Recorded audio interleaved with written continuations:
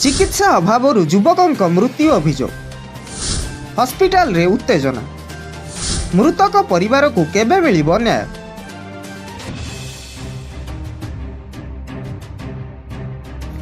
Sreeja hospital रे 40 वर्षीय युवकर मृत्यु को नहीं हॉस्पिटल रे उत्तेजना चिकित्सा अवहेला पाई मृत्यु घटिथिबा अभियोग आनिले परिवार वर्ग। अभियोग को भित्ति करी चाउलियागंज थाना पुलिस केस रुजु करी शव व्यवच्छेद पाई कटक बड़ डाक्तरखाना को पठाइथिले। व्यवच्छेद परे परिवार लोकंको हस्तांतर करिछि पुलिस। सूचना अनुसार चित्तरंजन बेहेरा बयस 40 पिता बेंग बेहेरांकर एकमात्र पुत्र थिले। तांको मां स्त्री सह गोटे पुओ और झियो गोटे अछंती। तांको गोड़रे गाड़ी किक बाजी खंडियारू आरंभ होई घारे परिणत होई इन्फेक्शन होई जाइतिला। तांको श्रीजा हॉस्पिटल कटक रे चिकित्सा पाई गत 21 तारिख रे भर्ती करथिले। चिकित्साधीन अवस्था रे 29 जुलाई रे तांकर मृत्यु होईछि। तांकर चिकित्सा अवहेलारू मृत्यु घटिथिबा अभियोग आनिछंती परिवार लोके। अपरपक्षे हॉस्पिटल कर्तृपक्ष अभियोग को खंडन करी कहिसंती तांकर अनेक स्वास्थ्यगत समस्या थिला, एपरिकी तांकर लंग्स रे समस्या पाई तांकर मृत्यु होईछि बोली कहिसंती डाक्तरखाना कर्तृपक्ष। देखिबाकू बाकी रहिला पुलिस रो तदंतरू जणा पड़िबो मृत्युर असल कारण। गाँ रे सब पहुंचीबा परे सकाकूल परिवेश देखा देइथिला।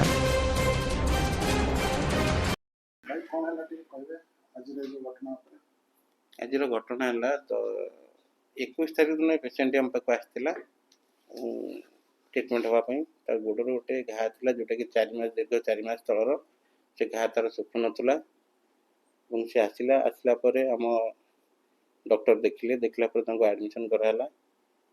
एडमिशन पूर्व सब टेस्ट भी है सब टेस्ट जो आम कलु तार थायराइड प्रोब्लेम है तार हेमोग्लोबिन कम रहा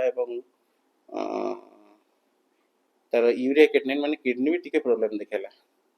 ये सब जिनस आम रखिलु 4 दिन ट्रिटमेंट कला तार सब जो नॉर्मल है आम ओटी कलु गोड़ जोड़ा घा होता है पूज पूज पोक फोक सब हो जाता गाँव से बुल बुलिका पूरा सेलुलाइटिस कर देता तेनाली आम ऑपरेशन कलु।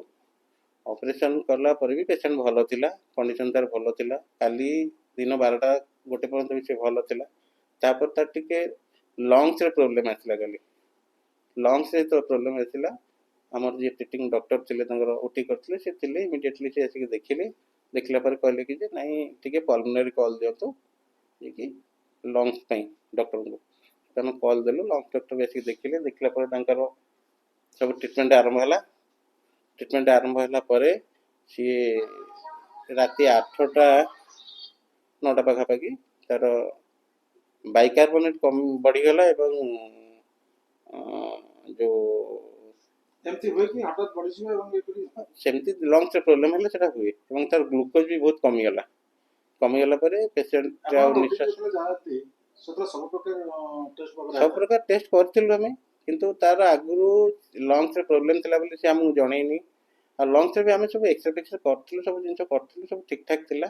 कार्डियोलॉजी डॉक्टर एनेस्थेसिया डॉक्टर सब देखिक भी तांकर हम ओटी करथिलु तापर तार हठात प्रोब्लेम आगु थिला बोधे तार से तार बाहरला काली बाहरला पर एमती तार अभियोग आछि जे आपण तांको किछि आपणक तरफ किछि माने मोर चिकित्सा ठीक हेनी जोथि पई का भूलभाल लाइछि से पई का तार आज्ञा सब ट्रीटमेंट जति भल न होइछि सब सीजर करछन पुलिस सब तो देखि देबे आज्ञा हम को डॉक्टर डकैछु देखैछु कोन करछु करने सब एं करछु ट्रीटमेंट रे आज्ञा अवहेला हम करनु कोन से ट्रीटमेंट रे हम अवहेला करनु।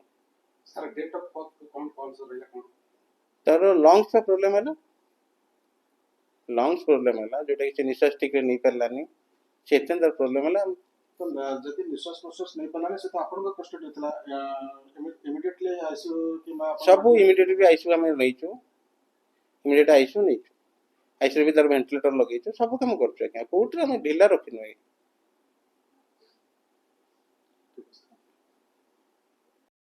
मो नाम सुभाष कुमार पंडा पेसेंट रो दादा हिसाब घर पाख घटना कि साधारण गोटे खंडिया होता खंडिया इनफेक्शन है इनफेक्शन रु जस्ट टी आमको लगे इनफेक्शन भाया सेठू नहीं आसलु डॉक्टर दिलीप सार को देखु सार कहले श्रीजा नर्सिंग होम एडमिशन कर दियो किसी ना 2-3 दिन भल हो फास्ट जो ठीक आणलु ये फास्ट मना कले के जो बीएसके वाई कार्ड रे हेनी बोले कहीं हेन नॉर्मल जिनस तार ସ୍କିମ୍ ନାହିଁ, ଗଭର୍ଣ୍ଣମେଣ୍ଟର ପ୍ୟାକେଜ୍ ନାହିଁ ଯେ ଏଠି ହେଇପାରିବନି। ମୁଁ କହିଲି ତାହେଲେ କ'ଣ କରିବୁ ନା କ୍ୟାସ୍ରେ କଲେ ହେବ। ମୁଁ କହିଲି କ୍ୟାସ୍ରେ ତ ଆମ ପାଖରେ ପଇସା ପତ୍ର ନାହିଁ, ଆମେ ଯଦି କରିବୁ କାର୍ଡ଼ରେ କରିବୁ ନହେଲେ ଅଲଗା ଯାଉ ନେଇଯିବୁ। ସେଇଠୁ ବାଧ୍ୟତାମୂଳକ କଲାଠୁ ସେ ସେଇଠୁ ରିକ୍ୱେଷ୍ଟ ଏତେ କଲାଠୁ ତାପରେ ଯାଇକି କଲା ପରେ ଯାଇକି 3 ଦିନ ଖଣ୍ଡେ ଲାଗିଛି ଆଣ୍ଟିବାୟୋଟିକ୍। ଚତୁର୍ଥ ଦିନ ବେଳକୁ କହିଲେ ଅପରେସନ୍ ହେବ, ତା ପାଇଁ ବ୍ଲଡ଼ ଯୋଗାଡ଼ କରନ୍ତୁ। ମୁଁ କହିଲି ହିମୋଗ୍ଲୋବିନ୍ କ'ଣ କମ୍ ଅଛି ନା ହଁ 7% ଅଛି, ହିମୋଗ୍ଲୋବିନ୍ ନିହାତି ଦରକାର ହେବ ଅପରେସନ୍ ପାଇଁ।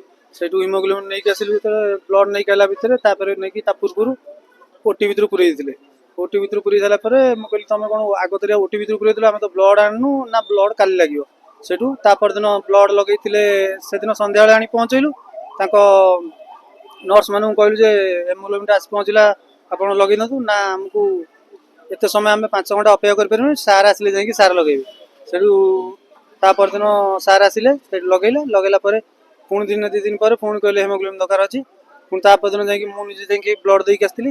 ବ୍ଲଡ଼ ଦେଇକି ତାକୁ ନେଇକି ଆସିଲୁ ସନ୍ଧ୍ୟା ବେଳକୁ, ରାତି 9:30 ବେଳେ ଗଲୁ ବି ତା ପର୍ଯ୍ୟନ୍ତ ସେ କ'ଣ ଲାଗିପାରିନଥିଲା। ତା ପରଦିନ ଠିକ୍ ଥିଲା ଦେହ, ତା ପରଦିନ ବି ଭଲ ଥିଲା। ଆପଣ କହିବା ଅନୁସାରେ ଆପଣଙ୍କ ପେସେଣ୍ଟ ପୁରା ଠିକ୍ ଥିଲା। ପୁରା ପେସେଣ୍ଟ ଠିକ୍ ଥିଲା, କଥାବାର୍ତ୍ତା ହେଉଥିଲା, ଖାଇବା ପିଇବା ହେଉଥିଲା, ସବୁ ଠିକ୍। ତାଙ୍କର ଅବହେଳା ଯେହେତୁ ଏମାନେ ଜାଣିନାହାନ୍ତି ଯେ ପ୍ରଫେସନାଲି ଏମାନେ ନର୍ସ ନୁହନ୍ତି କି ଏଠି ପ୍ରଫେସନାଲି ଡକ୍ଟର ଏଠି କେହି ଆଟେଣ୍ଡାନ୍ସ ନାହାନ୍ତି। ତେଣୁପାଇଁ ତାଙ୍କର ପ୍ରୋବ୍ଲେମ୍ ସବୁ ତାଙ୍କରି କର୍ତ୍ତୃପକ୍ଷଙ୍କ ଦ୍ୱାରା। ଆମ ପେସେଣ୍ଟ ସବୁଠୁ ଭଲ ଥିଲା, ଠିକ୍ ଥିଲା। କାଲି 2ଟା ବେଳ ପର୍ଯ୍ୟନ୍ତ ବି ସିଏ ଖାଇଛି ପିଇଛି ସବୁ କଥା ହେଇଛି, ସନ୍ଧ୍ୟା 6ଟା ବେଳେ ପ୍ରୋବ୍ଲେମ୍ ଏମିତି। କଟକ ସଦରରୁ ଶିବାନୀ ମୁଦୁଲିଙ୍କ ରିପୋର୍ଟ, ବି ନ୍ୟୁଜ୍ ଓଡ଼ିଶା।